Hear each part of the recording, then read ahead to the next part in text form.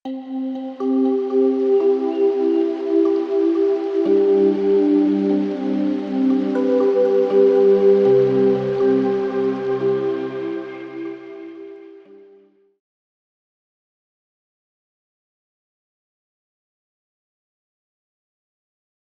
sore, halo, shalom, apa kabar semua bagi yang menonton video ini. Terima kasih sudah menonton video ini.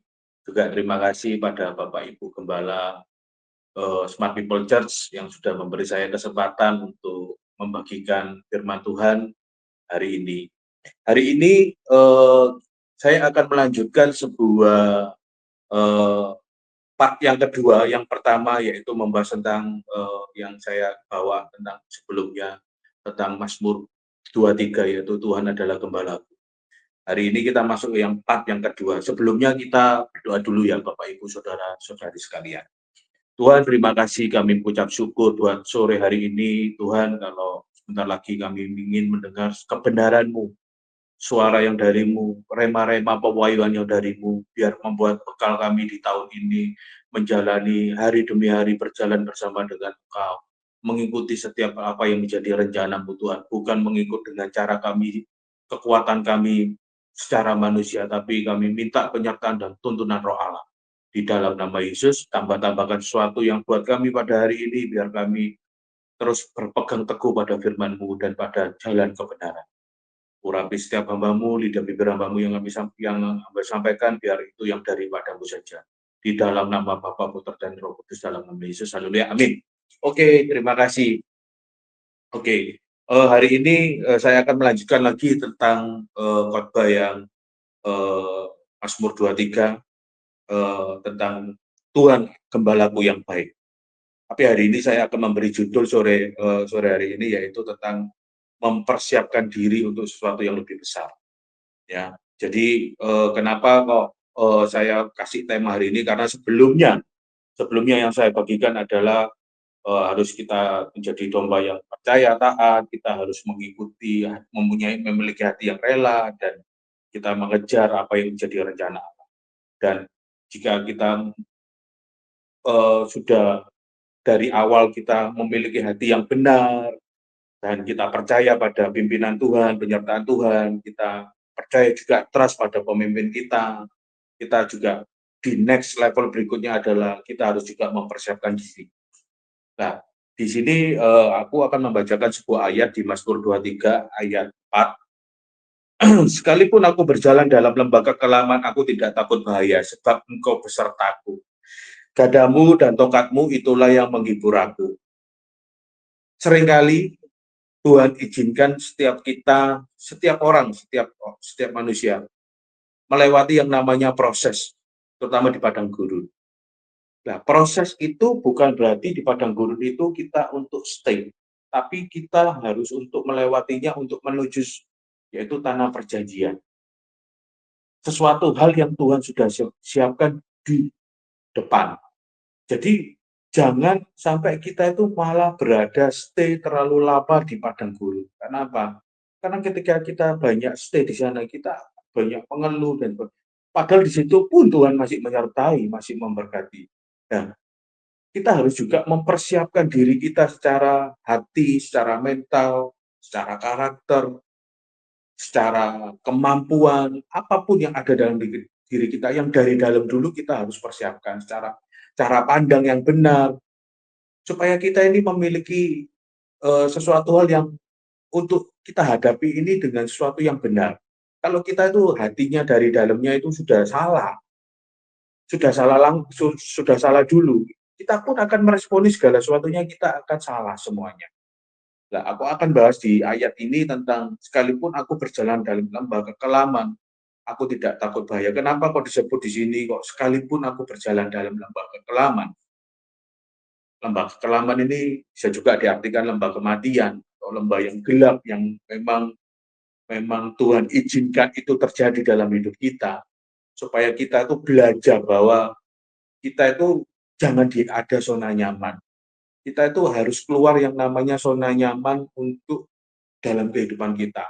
Apa yang setiap hari kita kerjakan, apa yang kita setiap hari lakukan, kalau kita berada di zona nyaman, dalam rutinitas setiap hari, day by day kita lewati hari demi hari, kita tidak akan namanya ada perubahan yang dalam arti untuk naik, justru malah turun, seperti air yang mengalir. Air yang mengalir itu tidak pernah air itu mengalir ke atas, tapi air itu mengalir terus ke bawah malah. Makanya kita harus juga mulai memberanikan diri untuk kita itu keluar, untuk kita percaya trust dari mungkin kalau yang sudah berjemaat, gembalakan, kita juga harus trust sama pemimpin kita. Kita juga harus percaya tuntunan Tuhan itu membawa kita akan jauh lebih baik. Bahkan ketika kita melewati yang namanya lembah pun kekelaman, itu Tuhan itu masih menyertai. Bukan berarti Tuhan meninggalkan, bukan berarti pemimpin kita juga meninggalkan kita, bukan. Kita tetap akan terus ada, dituntun, ditemenin, diarahkan, dan sebagainya. Kita harus melatih diri kita untuk masuk dan melewati yang namanya sebuah proses. Ya, jadi saya sangat bersyukur dalam kehidupan saya kalau saya pernah mengalami yang namanya sebuah proses bahwa setiap orang itu mempunyai proses yang berbeda-beda ya, Bapak Ibu. Kita nggak bisa memberikan omongan bahwa pembicaraan bahwa oh prosesku lebih berat daripada kamu nggak seberapa dan sebagainya. Kita nggak bisa seperti itu karena setiap kita punya salib yang beda-beda. Ada yang kecil, ada yang tanggung, ada yang besar, ada yang mungkin kecil sekali dan sebagainya. Kita nggak bisa membedakan itu setiap orang itu harus sama. Karena setiap proses itu Tuhan itu membentuk kita itu sendiri-sendiri. Tapi bersyukurlah bahwa kalau Tuhan memang izinkan kita melalui sebuah proses dalam kehidupan, berarti Tuhan itu sedang melatih diri kita untuk berlatih berperang. Saya awal-awal tahun 2013, 2014 ya, saya mengalami yang namanya sebuah proses dalam proses kehidupan itu sangat benar-benar terpuruk di mana kehidupan saya hari-hari itu paling terpuruk selama saya hidup. Jadi saya sudah ditinggal namanya keluarga, rentetan dalam kematian, dan juga saya mengalami yang namanya gagal dalam usaha, dan habis-habisan, dan nggak tahu harus melangkah seperti apa, bahkan harus bayar utang-utang yang harus sedemikian harus dibayarkan, bahkan saya nggak bisa membayar untuk cicilan-cicilan sehingga sampai punya kendaraan ditarik dan sebagainya. Itu sangat menyedihkan buat saya. Dan waktu itu saya cuma berdoa, apa salah saya ya Tuhan? Saya ini sudah ke gereja, saya sudah memberi yang terbaik, melayani dan sebagainya. Kenapa kok ini harus terjadi? Waktu itu saya nggak tahu, Bapak Ibu. Saya nggak tahu, dan setelah beberapa tahun kemudian baru saya tuh tahu bahwa Tuhan itu sedang melatih saya. Tapi penyertaan Tuhan itu sangat sangat ajaib buat saya. Ketika kita melewati yang namanya padang gurun pun itu benar sekali bahwa gada dan tongkat Tuhan itu masih nuntun aku diarahin. Jadi kepingin mencoba jalan pintas, mungkin cari kerjaan yang bisa menghasilkan besar. Tuhanku kayak kayak mengarahkan lagi, jangan, itu salah, itu tidak benar. Harus berjalan step by step. Ikuti aja day by day prosesnya. Jadi waktu itu tak ikutin, aku belajar yang namanya mulai ngerti cara mulai menghemat dalam soal keuangan, dalam soal kehidupan, supaya makan lebih irit, gimana caranya. Saya akhirnya belajar banyak hal, Bapak Ibu. Dan saya bersyukur ketika saya di proses itu, saya memiliki yang namanya mentalitas yang di dalam diri saya itu semakin terbentuk.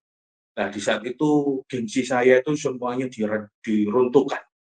Diruntuhkan, benar-benar dianjlokkan sama Tuhan bahwa oh, kamu tuh masih ada kesombongan, tidak ada gengsi dan sebagainya. Harus ada kematian daging seperti itu. Jadi kita kalau sebagai domba yang kita percaya mau ikut jalan gembala kita, Tuhan kita mau dibaringkan di padang yang berumput hijau, dibawa ke air yang tenang, kita juga harus mau juga dibawa yang namanya Tuhan izinkan untuk melewati yang namanya sebuah lembah kekelaman gitu. Jadi nggak perlu takut, nggak perlu khawatir. Kadang-kadang kita ini ada ketakutan, kekhawatiran yang terlalu berlebihan. Dari banyak saya lihat Bahkan saya sendiri pun sama mengalami hal yang sama, yaitu kadang-kadang belum sesuatu yang terjadi itu belum tentu benar. Tapi kita itu sudah berasumsi, sudah berpikir yang tidak-tidak, yang seakan-akan itu pasti terjadi. Nah, dari sini saya belajar banyak bahwa makanya di firman dikatakan kesusahan sehari cukuplah sehari. Bahwa nggak perlu kita mikirkan terlalu jauh. Karena tuh kalau kita tuh percaya bukan berarti kita nggak mempersiapkan diri ya. Tapi kita tetap mempersiapkan diri. Tapi kita juga harus percaya bahwa Tuhan itu pegang kendali seutuhnya atas kehidupan kita. Jadi ikutin aja prosesnya, ikutin aja ritmenya. Dari situ kita belajar kayak semacam kalau kita tuh pernah main game ya, Bapak Ibu ya, kalau pernah main game game perang-perangan atau apa namanya balapan mobil atau apa, kita akan dikasih kesempatan berapa kali untuk kita itu bisa proses melanjutkan. Ada yang 3 kali, mungkin ada yang 5 kali ketika kita eh, apa namanya mati hidup kembali. Anggap aja itu sebagai latihan untuk yang namanya menghadapi sebuah masalah. Saya akhirnya berpikir seperti itu.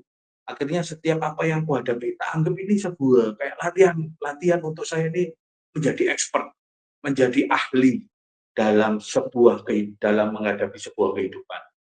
Lama-lama akhirnya itu terbentuk dalam karakter saya, dan setiap apapun yang aku hadapi, aku hari-hari apa yang saya hadapi itu akhirnya saya menjadi tenang. Saya menjadi tenang, saya nggak perlu khawatir. Ketakutan tetap ada yang namanya manusiawi, oh. Nah, ini masih daging, masih hidup dalam secara daging. Tapi kita juga harus tahu bahwa kita juga hidup secara roh, bahwa kita punya Roh Kudus, punya Tuhan yang menuntut kita, yang terus membawa kita, menuntut kita. Kita dengarkan suara gembala kita, pemimpin kita, Tuhan Yesus, Roh Kudus, semuanya kita harus dengarkan terus, baca firman supaya kita itu nggak tersesat. Nah, dari situ kita itu akan belajar yang namanya proses dalam kehidupan yang kita hadapi setiap hari itu. Kita tahu oh, caranya harus seperti ini. Kita pakai caranya Tuhan, pakai cara yang benar, bukan cara yang merugikan orang lain, tapi cara yang benar-benar, cara yang excellent, yang dunia nggak ajarkan, tapi itu ada di kebenaran firman Tuhan. Nah, dari situ saya banyak belajar sekali, akhirnya lama-lama mental ini terbentuk. Sedangkan banyak sekali orang, apalagi di zaman sekarang, generasi sekarang, mental itu nggak pernah dilatih. Jadi kalau menghadapi tekanan sedikit, stres, depresi, bahkan ada yang bunuh diri, bahkan ada yang mabuk-mabukan, bahkan ada yang lari ke narkoba dan sebagainya. Itu malah salah, itu nggak akan menyelesaikan karena itu cuma hanya sesaat saja, happy hour. Tapi yang benar-benar kita itu berjalan dengan Tuhan, kita itu hadapi aja, hadapi yang namanya kehidupan. Kehidupan itu harus dihadapi kalau menurut saya. Karena kalau kita nggak hadapi, tetap lama lama lama makin lama itu permasalahan nggak akan selesai, akan jadi lebih besar. Jadi kita harus hadapi. Ketika kita mengalami yang namanya problem apapun dalam warga, dalam pekerjaan, dalam keuangan, kita harus segera secepat mungkin untuk segera mencari solusi. Sebab ketika kita menyelesaikan itu dengan cepat dan tepat, kita akan terus seiring waktu berjalan, kita akan yang namanya melewati yang namanya sebuah proses ini lama-lama semakin cepat. Tidak berputar-putar terus di padang gurun seperti bangsa Israel waktu itu keluar dari Mesir. Tak berputar-putar kenapa? Mengeluh ini kok gini dan sebagainya. Kita nggak mensyukuri itu akhirnya. Tapi kita melihat yang namanya permasalahan terus. Yang harusnya kita nggak berpikir melihat di situ, tapi akhirnya fokusnya di situ terus. Lama-kelamaan kita terbuang energi dan kita akhirnya pun ketakutan, kekhawatiran itu semakin besar dalam diri kita. Harusnya kan kalau kita punya Tuhan, kita percaya bahwa apapun yang kita hadapi bersama dengan Tuhan. Kita jalanin aja hari-hari meskipun kelihatan tidak pasti, tidak apa namanya, tidak ada kepastian atau solusi, kita jalanin, hadapin aja. Ada yang bilang, mungkin ada yang bilang, ah enak kamu ngomong Pak, ngomong aja kan enak, yang jalan ini kan susah. Ya saya tahu itu jalan ini memang susah, tapi mau mau gimana lagi? Kalau kita nggak hadapi, apa kita mau lari jadi orang yang nggak bertanggung jawab? Kita kan harus jadi orang yang bertanggung jawab menghadapi sebuah problem dalam kehidupan. Jadi memang Tuhan izinkan sesuatu hal terjadi kalau Tuhan izinkan sesuatu terjadi dalam hidup kita, percayalah bahwa itu Tuhan sedang melatih kita, mengajari kita untuk berperang, mengajari kita jari-jari kita untuk melatih busur-busur untuk berperang, untuk melawan musuh. Musuh yang dimaksud yaitu spirit ya, iblis yang nggak kelihatan. Untuk melawan kedagingan kita, melawan kekhawatiran kita, pikiran-pikiran kita yang salah, persepsi kita, cara pandang yang salah. Sehingga kita tuh nggak melihat berkat Tuhan, sehingga kita tuh nggak melihat yang namanya janji Tuhan, tapi melihatnya semuanya itu negatif terus. Apapun yang orang lihat itu negatif, itu dia tidak akan mengalami yang namanya sebuah terobosan akhirnya. Dia akan berhenti di sebuah level yang namanya stagnan. Dan level stagnan itu lama-lama kalau dia nggak berubah, dia akan semakin hari semakin turun dan turun, nggak naik. Nah, sedangkan firman Tuhan berkata bahwa kita ini harus terus naik, jadi kepala dan tidak pernah turun. Yang dimaksud adalah kita harus memperbarui level kita, mengupgrade diri kita, dan mempersiapkan diri. Apa saya berikan judul mempersiapkan diri? Karena segala sesuatu itu harus dipersiapkan, Bapak Ibu. Kalau kita ingin jadi sesuatu yang lebih besar, apa yang kita kerjakan nantinya lebih besar, kita harus preparation, mempersiapkan. Mulai dari hal yang kecil kita harus teliti, harus perhatikan. Sesuatu hal yang kita tidak perhatikan, ya kita akan lama-lama itu jadi masalah besar. Sesuatu hal yang kita biarkan, saya ulangi lagi, itu kelihatannya kecil, itu akan lama-lama jadi hal yang besar. Contoh, saya pernah waktu itu mengalami yang namanya sakit gigi. Sakit gigi saya itu ada lubang, Bapak Ibu. Saya biarkan, harusnya kalau segera saya obati, mungkin saya akan lebih cepat untuk perawatannya dan penembalan gigi yang bolong itu akan lebih cepat selesai. Tapi apa yang terjadi ketika saya biarkan berbulan-bulan? Akhirnya semakin besar dan semakin besar dan semakin nggak bisa dibuat makan susah dan mulai ada nyeri dan sebagainya. Ketika saya bawa ke dokter itu nggak bisa sekali untuk kita langsung ditempel, perlu dirawat lah beberapa kali dan prosesnya itu akhirnya harusnya cepat tapi semakin mundur dan semakin mundur. Dari situ saya belajar diberi pengertian bahwa oh ya segala sesuatu itu harus segera kita itu selesaikan. Kita nggak boleh untuk terus menunda dan menunda terus dan membiarkan permasalahan itu jika ada problem kita harus carikan solusi. Apa yang menjadi apa yang menjadi problem Bapak Ibu Saudara saudari sekalian dari hari ini, keuangan mungkin, pekerjaan, keluarga mungkin yang nggak harmonis, segera kita perbaiki apa yang jadi permasalahan kita, kita cari permasalahan kita bawa dalam doa, tanya Tuhan apa yang harus kita kerjakan, apa yang kita harus lakukan. Mungkin ada kesalahan-kesalahan yang kita lakukan sehingga itu menyebabkan jadi problem yang besar. Ya kita harus berubah. Kita juga nggak boleh egois, nggak boleh kita keras kepala. Ada orang banyak itu keras kepala, nggak mau berubah, merasa dirinya terus benar, merasa dirinya itu seakan-akan yang lain itu salah, yang dia sendiri yang benar, nggak boleh. Kita harus mau yang namanya terima masukan. Kadang-kadang kita benar pun, kita aja harus belajar merendahkan diri. Itu tidak gampang, Bapak Ibu. Saya dari bertahun-tahun saya belajar seperti itu, untuk saya belajar untuk rendah hati, itu tidak gampang sekali. Bahkan kadang-kadang itu masih yang namanya terbawa emosi, karena apa? Karena merasa tidak salah. Banyak orang kan biasanya seperti itu, ketika dia tidak salah, ketika ada problem, dia tuh marah dan sebagainya, apalagi merasa berjasa. Hati-hati dengan merasa berjasa, Bapak Ibu. Contohnya adalah ketika kita sudah ngasih yang terbaik buat Tuhan dan sebagainya. Tuhan, aku sudah ngasih ini dan itu dan apa, tapi timbal baliknya ini tidak ada. Itu kita merasa berjasa seakan-akan. Itu tidak boleh, Bapak Ibu. Kita harus tahu bahwa Tuhan itu berdaulat. Tuhan itu seenaknya, semaunya dia, ya maunya apa ya kita harus ikutin. Kita yang harus ikutin dia. Bukan Tuhan yang suruh ikutin kita. Dan kita harus percaya keras bahwa Tuhan itu punya rencana yang terbaik atas hidup kita. Seperti itu. Jadi jangan sampai kita itu merasa berjasa, merasa mengerti bahwa ini karena aku, kalau nggak ada aku nggak bisa. Itu salah, Bapak. Itu sudah ada kesombongan dalam diri kita.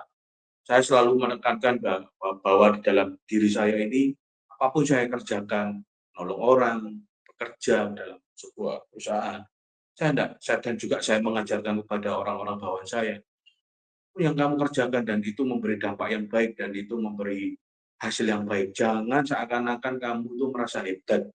Jangan seakan-akan kamu merasa berjasa. Karena kamu terus nggak ada kamu, ini nggak akan jalan. Salah. Karena Tuhan tuh bisa pakai siapapun untuk menggantikan kita. Kita justru harusnya tuh bertanya lagi, Tuhan, setelah ini apa ya yang tak kerjakan? Tuhan, setelah ini apa ya yang harus aku lakukan? Supaya kita itu malah semakin berkenan. Karena apa? Kita nggak fokusnya karena dengan sebuah hasil seakan-akan karena kita, bukan. Tapi Tuhan, ini kesempatanku untuk memberi yang terbaik buat engkau. Apa lagi ya Tuhan? Apalagi yang tak bisa tak kasihkan ya Tuhan?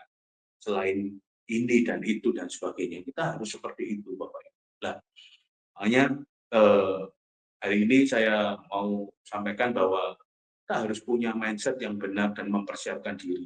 Ketika kita mempersiapkan diri, kita nggak fokus dengan problem. Hari-hari ini banyak orang mengalami problem, setiap orang mungkin berbeda-beda problemnya, tapi cobalah fokus untuk mempersiapkan diri cari Tuhan, terus dengar suara Tuhan, melayani, bahkan apa yang hari-hari ini melibatkan diri dalam sebuah ministry, supaya kita ini nggak terfokus dengan itu. Bukan berarti kita meninggalkan dan tidak tanggung jawab ya. Bukan ya. Kalau punya problem hutang apapun ya harus diselesaikan, harus bertanggung jawab. Kita nggak boleh meninggalkan itu cuma karena, oh ya aku ada pelayanan terus aku meninggalkan namanya sebuah tanggung jawab. Itu tidak boleh. Tetap kita harus bertanggung jawab karena Tuhan melihat respon kita, hati kita yang benar.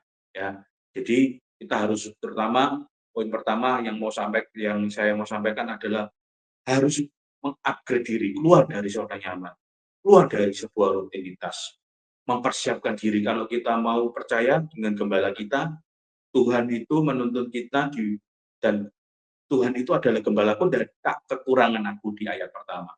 Jadi ketika kita percaya Tuhan bahwa akan membaringkan kita di padang yang berumput hijau, kita juga harus percaya bahwa Tuhan juga kalau memang izinkan terjadi melewati yang namanya lembah kekelaman, ya sudah ikutin aja prosesnya. Ikutin aja. Pak susah Pak, gak enak Pak. Iya tahu, memang gak enak sih. Berat ya berat. Gak bisa Pak, gak bisa jalan. Kalau gak bisa jalan pun bila perlu ngeset, ngeset terus. Yang penting tetap jalan. Jangan berhenti di padang gurun. Jangan berhenti untuk destiny kita itu bukan di padang gurun, tapi di tanah perjanjian. Jadi ikutin terus. Gimana caranya kita terus jalan. Dan kita menjadi orang-orang yang unstoppable, yang tidak terhentikan. Mau permasalahan datang, mau badai datang, kita tidak terhentikan. Kita tetap terus menyembah Tuhan, kita tetap terus mengandalkan Tuhan, kita tetap terus percaya dan yakin bahwa Tuhan punya rencana yang besar. Kita nggak mau tergoda orang ngomong mau apapun yang coba iblis lakukan lewat orang-orang sekitar kita untuk melemahkan kita. Kita terus tetap fokus ke depan dan kita pegang janji Tuhan. Seperti itu. Oke, untuk selanjutnya poin kedua adalah kalau Tuhan memang sudah sedia, kalau Tuhan yang suruh, berarti Tuhan yang menjamin. Kalau Tuhan yang suruh adalah Tuhan yang menjamin. Karena apa? Di sini dikatakan kan di ayat 4, gadamu dan tongkatmu itulah yang menghibur aku. Jadi kita harus percaya bahwa ada pertolongan, perlindungan, berkat, kemampuan, kesehatan itu Tuhan itu sudah kasih pasti untuk menuntun kita. Gada bicara, kalau saya ilustrasikan bahwa gada itu bicara tentang kekuatan, kuasa, wibawa Allah. Tongkat itu untuk dipakai untuk nuntun kita di pada jalan yang benar, untuk menyelamatkan kita supaya kita nggak sampai salah jalan. Kita terus berjalan. Jadi kalau Tuhan yang suruh kita untuk memang Tuhan izinkan kemanapun kita melangkah, bahkan seringkali kita ini punya rencana-rencana yang indah, rencana-rencana visi-visi yang indah, tapi kadang itu nggak terjadi, memang Tuhan izinkan itu nggak sesuai apa yang kita rencanakan, malah rencananya berbalik, berbeda, dan malah problem yang dihadapi, kok malah jadi masalah terus. Ya kita harus percaya bahwa Tuhan itu punya rencana di balik belakang problem itu. Di balik masalah biasanya ada mujizat, ada berkat-berkat yang Tuhan sediakan, gitu. Jadi kita harus percaya bahwa kalau Tuhan yang suruh, kalau Tuhan yang memang izinkan ini terjadi, ya sudah dilewati. Apapun, kita belajar jadi orang yang sebelumnya, di video sebelumnya aku bicara tentang kita harus memiliki hati yang rela ya, legowo, kalau orang Jawa bilang. Kita harus legowo, jadi ikutin aja, nggak enak. Semakin kita itu berontak, semakin kita itu defense, semakin itu akan lebih menyakitkan Bapak Ibu. Jadi alangkah lebih baiknya kita itu lebih enak legowo, ikuti kalau memang Tuhan izinkan ya sudah. Lupa ini dirugikan dan sebagainya. Ya saya tahu, tapi kalau memang itu harus dihadapi dan kita harus jadi orang yang berserah diri dan legowo ya sudah, nggak apa-apa. Kalau memang harus itu terjadi. Bahkan ketika kita mengalami problem kehilangan pun, ya itu memang tidak enak sekali Bapak Ibu. Tapi kita harus percaya bahwa balik itu Tuhan itu nggak tahu punya rencana apa atas kita. Kita kan nggak ngerti punya rencana. Kita harus percaya dan kita harus trust untuk rencana Tuhan itu di balik semuanya itu mesti ada. Kalau orang dunia bilang ada hikmahnya yang kita hadapi. Jalani aja. Jadi kalau Tuhan yang suruh, memang kemanapun kita melangkah, ayo melangkah ke sana, bahwa di situ ada sesuatu yang lebih besar. Ya jalan. Persiapkan diri aja, isi apa sih tabung-tabung kita untuk persiapan kita, makanan ibaratnya untuk selama dalam perjalanan, supaya kita nggak kelaparan. Gitu kita harus punya hikmat ya, wise untuk mempersiapkan diri. Nggak asal kita, yang penting semangat, punya hati, nggak hanya itu aja, tapi lebih dari itu kita juga mempersiapkan diri untuk misalnya mulai skill dilatih, terus mempersiapkan diri secara karakter, secara kapasitas. Kalau kita ingin sesuatu yang besar, kalau kapasitas diri kita nggak diperbesar, kita kalau dikasih berkat yang besar, kita nggak siap nanti. Jadi saya pun belajar bahwa ketika Tuhan nanti ada sesuatu yang lebih besar dari saya harus melatih diri saya mulai hari ini, istilahnya seperti itu. Dari hari ke hari saya selalu melatih diri terus. Nggak ngerti belajar. Karena kalau enggak, lama-lama kita selalu berdoa minta sesuatu yang lebih besar. Tapi kita nggak pernah mempersiapkan sesuatu yang lebih besar. Gimana Tuhan mau curahkan semua yang lebih besar? Kalau wadahnya aja nggak ada, kalau wadah kapasitas diri kita itu nggak ada, kan nggak bisa. Kita ingin misalnya punya usaha pabrik dan sebagainya, tapi kita nggak pernah mulai mempersiapkan diri dari prosesnya ini seperti apa, dari nanti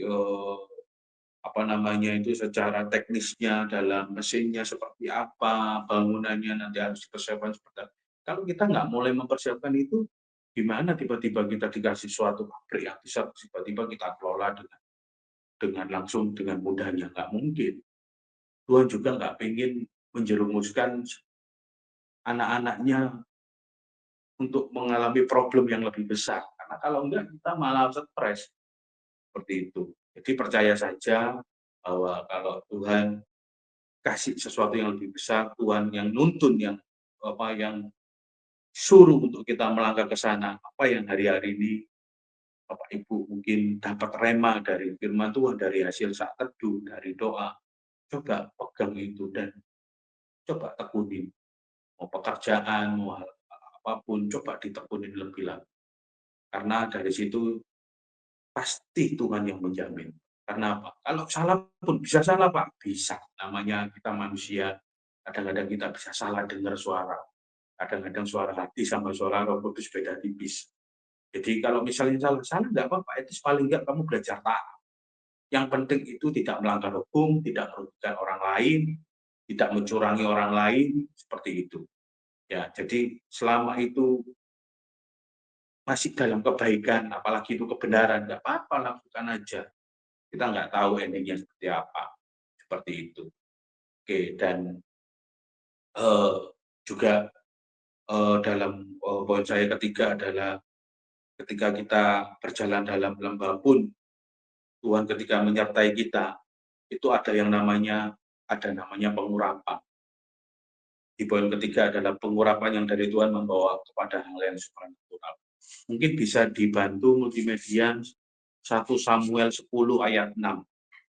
Bisa ditampilkan ayatnya 1 Samuel 10 ayat 6.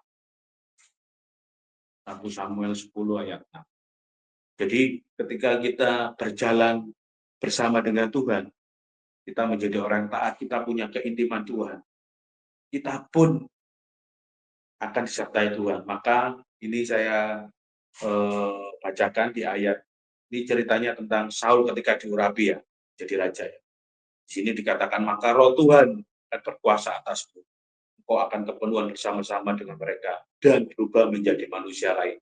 Yang perlu digarisbawahi, coba berubah menjadi manusia lain. Yang dimaksud berubah menjadi manusia lain itu bukan menjadi manusia yang menyeramkan atau manusia yang momok yang gimana yang menyeramkan atau jadi apa spiritual yang serem gitu, enggak.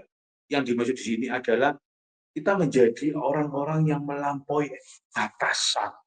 Kita sudah enggak di level secara manusiawi, tapi secara rohani, secara apa ya, supranatural. Dalam arti kita melakukan hal yang harusnya kita batasnya di level sampai 5, kita bisa sampai di level 10. Seperti itu. Ketika roh Tuhan turun, kita itu ketika ikuti seperti yang Tuhan mau, kita berjalan dengan tuntunan Roh Kudus. Roh Tuhan menyertai kita akan melakukan hal yang lebih besar. Bahkan ketika kita melewati yang namanya sebuah padang gurun pun, di situ kita akan bisa melakukan hal mujizat yang di luar dugaan, dalam arti padang gurun pun bisa di Yesaya ada ayatnya, saya lupa di ayat berapa. Padang gurun pun akan menjadi kebun buah-buahan.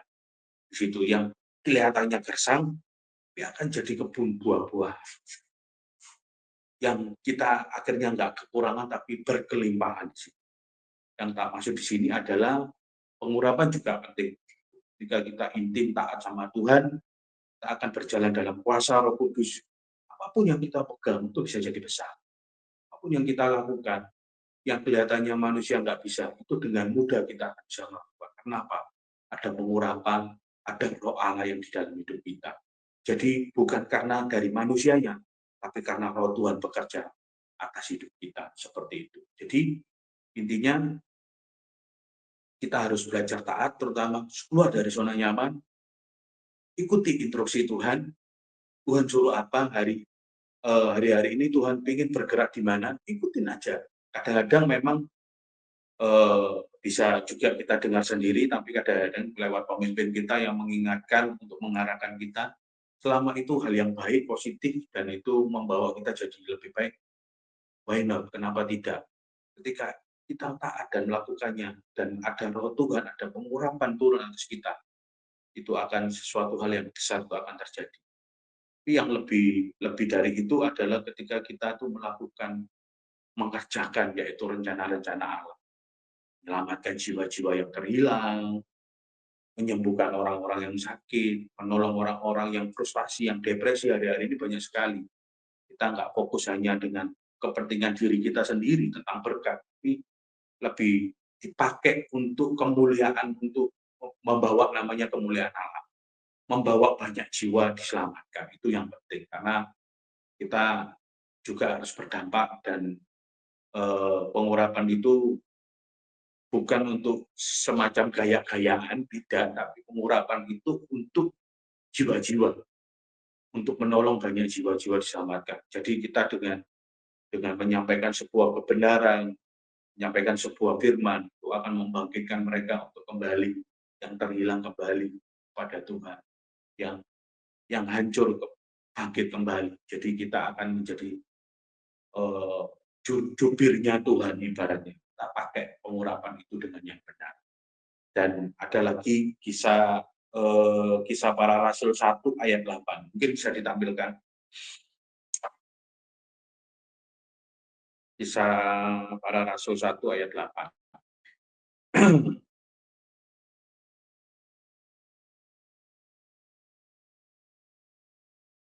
Kisah para rasul 1 ayat 8.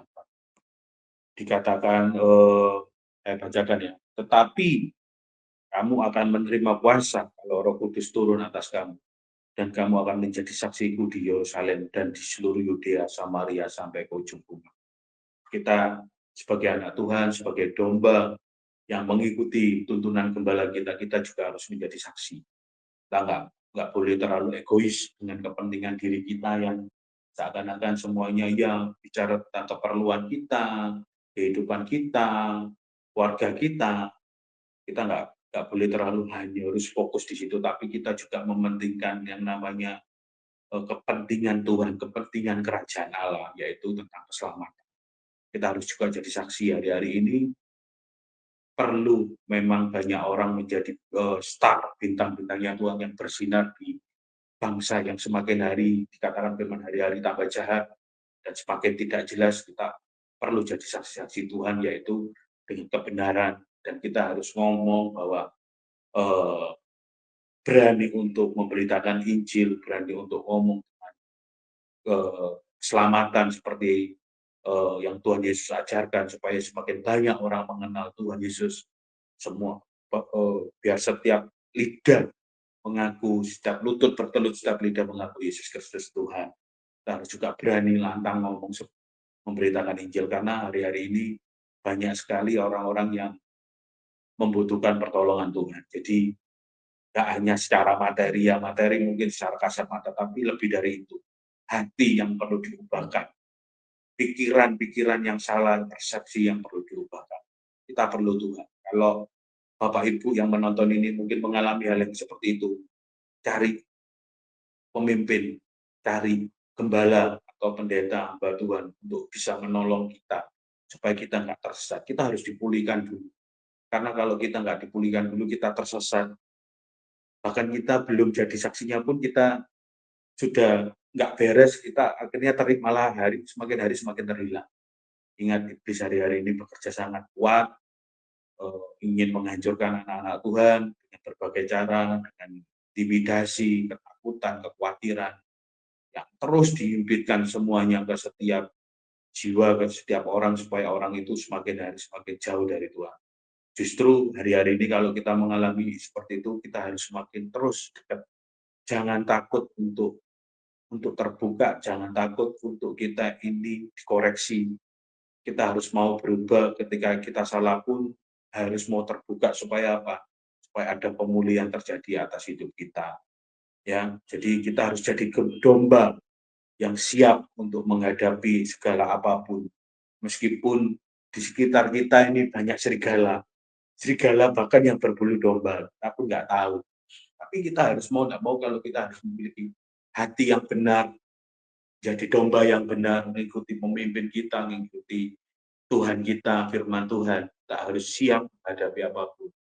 Tak perlu takut dan khawatir ketika kita berjalan dengan Tuhan, kita intim dengan Tuhan, kita ada kuasa, ada pengurapan yang dari Tuhan.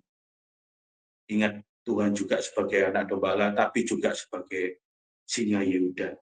Jadi kita pun akan, ketika kita menghadapi musuh, kita bisa berubah jadi singa Yehuda. Bukan singa yang menerkam untuk kawanannya, bukan, tapi kita untuk melawan kuasa-kuasa jahat. Ya, jadi kita harus jadi domba yang benar, harus mempersiapkan diri. Bahkan ketika kita pun sebaliknya, ketika kita jadi pemimpin atau gembala atau apapun dari diri kita, saya pun sebagai pemimpin di sebuah perusahaan, dan saya pun harus menjaga domba-domba saya harus juga menjaga orang-orang saya di bawah saya, yang Tuhan percayakan kepada saya, supaya mereka itu tidak sampai terhilang, tersesat, atau salah jalan. Bahkan seringkali juga, kadang yang sering terjadi adalah domba ini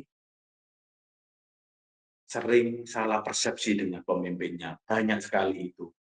Itu juga saya pernah alami seperti itu. Jadi banyak domba ini salah persepsi, curiga dengan pemimpin, dengan gembala kita, yang nggak percaya, yang nggak trust, padahal belum apa namanya, dan apa yang dia nggak percaya, dicurigai itu pun juga masih belum tentu terjadi dan sebagainya. Tapi yang iblis hari-hari ini juga hancurkan adalah kesatuan, keunitian. Jadi tidak ada keunitian. Nah, di situ kalau kita pun sebagai domba, orang yang dipimpin, kita harus trust ya. Kita harus percaya sama pemimpin kita, bahwa pemimpin kita ini tahu yang terbaik. Dan dia bertanggung jawab juga pada Tuhan, bahwa Tuhan itu ngasih domba-dombanya kepada setiap pemimpin untuk terus dituntun, dibimbing, dan terus diarahkan. Jadi kita jangan sampai kita juga menjadi orang yang memiliki hati yang pemberontak, hati yang keras. Hati yang keras itu dalam arti susah diatur. Itu bukan domba sih, itu lebih tepatnya kambing. Susah diatur, susah diarahi, dinanduk terus dan sebagainya. Kalau ada itu, mari kita sama-sama bertobat. Saya pun banyak belajar dari sebelum-sebelumnya. Saya juga orang yang susah diatur.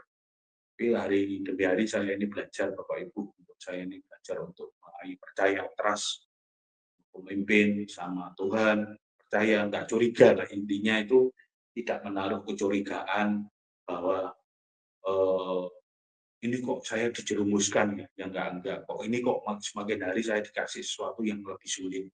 Enggak, percayalah seperti yang tadi saya katakan, bahwa kadang-kadang Tuhan izinkan kita masuk dalam lembah kekelaman pun, mungkin dari pemimpin kita yang nggak sengaja ngasih jalan, ngasih arahan yang mungkin terkesan itu masuk dalam lembah. Tapi lihat ujungnya, itu pasti ada sesuatu di balik semua itu yang besar. Di balik semuanya itu ada sebuah kemuliaan yang besar.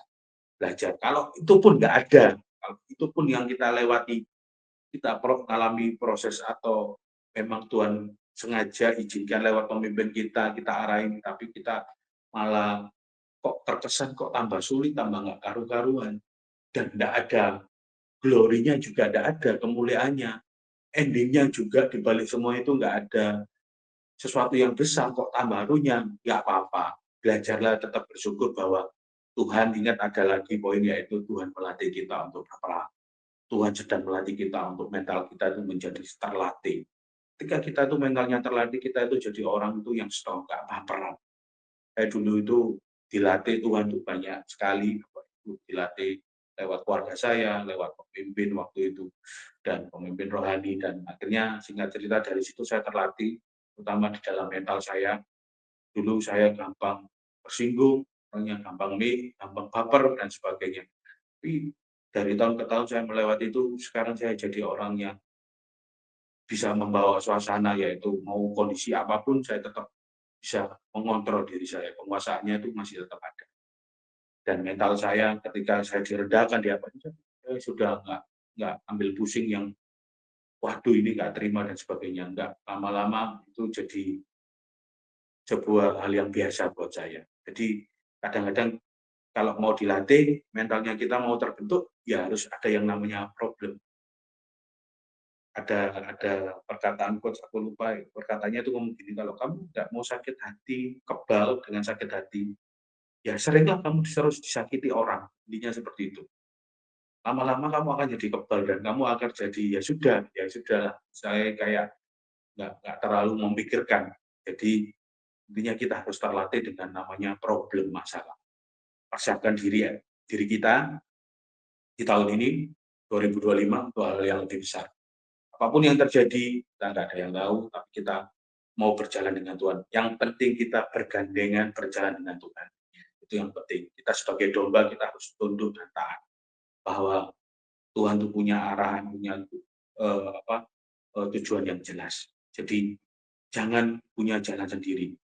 Hari-hari ini jangan sampai kita punya persepsi-persepsi yang salah, punya jalan sendiri, sehingga menyebabkan kita itu hidupnya malah nggak karu-karuan, malah hancur-hancuran, malah terpuruk. Kalau itu pun terjadi hari ini, cepat, masih ada kesempatan untuk berbalik, masih ada kesempatan untuk kita perbaiki dulu. Jadi jangan sampai kita malah diteruskan, malah jadi nggak karu-karuan dalam kehidupan kita, dan endingnya malah nanti kita mau memperbaikinya itu tambah semakin sulit. Karena apa? Semakin mengakar dan semakin itu susah untuk diobati. Jadi kalau ada yang terjadi hari-hari ini sesuatu hal yang tidak benar dalam kita perbaiki. Ya, ada 3 poin mungkin bisa ditampilkan. 3 poin. Yang pertama, keluar dari zona nyaman atau rutinitas. Jadi harus kita keluar ya dari zona nyaman rutinitas kita. Dan kedua adalah kalau Tuhan yang suruh, Tuhan yang jamin, Tuhan yang pelihara. Jadi nggak perlu khawatir. Kalau itu pun Tuhan ternyata nggak sertai, nggak menjamin, nggak yang pelihara, nggak apa-apa. Sekali lagi, memang Tuhan izinkan itu untuk melatih kita untuk belajar berperang. Ya, kalau ketika kita berjalan dengan Tuhan, di poin ketiga ada pengurapan. Ketika ada keintiman dengan Tuhan, ada pengurapan yang dari Tuhan. Dan itu akan membawa kepada hal yang supranatural. Jadi pengurapan itu bukan semata-mata kita diurapi untuk mau bergaya-gayaan sekali lagi. Tapi pengurapan itu di mana kalau saya ilustrasikan minyak pengurapan itu kan dari bijian rempah-rempah yang dihancurkan. Dihancurkan sampai keluar minyaknya. Jadi kita harus tahu, kita harus diremukan dulu ibaratnya. Supaya minyak itu keluar, supaya tercium bau keharuman dari diri kita, dari karakter kita. Sehingga itu semerbak dan dicium. Orang-orang mengerti bahwa, oh ini anak Tuhan, ini hamba Tuhan. Oh ini orang-orang yang dipakai Tuhan seperti itu. Dan itu akan membawa kita kepada next level berikutnya. Kita terus naik dan tidak pernah turun. Oke, sekian dari saya. Terima kasih. Tuhan Yesus memberkati. Mari kita berdoa dulu. Tuhan, terima kasih buat setiap firman-Mu sore hari ini. Setiap apa yang Tuhan sampaikan, firman, biar itu masuk dalam setiap diri kita dan jadi benih-benih yang terus bertumbuh dan berbuah dalam kehidupan kita setiap hari. Dan biar menjadi pelaku firman Tuhan. Apa yang kita hari-hari ini hadapi, terus itu membuat setiap yang nonton, setiap yang mendengar ini jadi kuat dan terus berpegang teguh akan janji-janji-Mu, akan firman-Mu, akan tuntunan-Mu, akan penyertaan-Mu, dan terus Kau membawa kami terus kepada level-level berikutnya dengan hal yang lebih besar lagi. Terima kasih Tuhan, mampukan setiap apa yang kami hadapi. Kalau ada problem apapun, Tuhan Kau yang terus pegang kendali, Kau yang terus mengajari kami untuk berperang, dan Kau yang ada di depan kami, dan berperang bagi kami Tuhan, dan membuka jalan-jalan bagi kami. Terima kasih Tuhan, di dalam nama Tuhan Yesus kami ucap syukur, haleluya, amin. Terima kasih, Tuhan Yesus memberkati.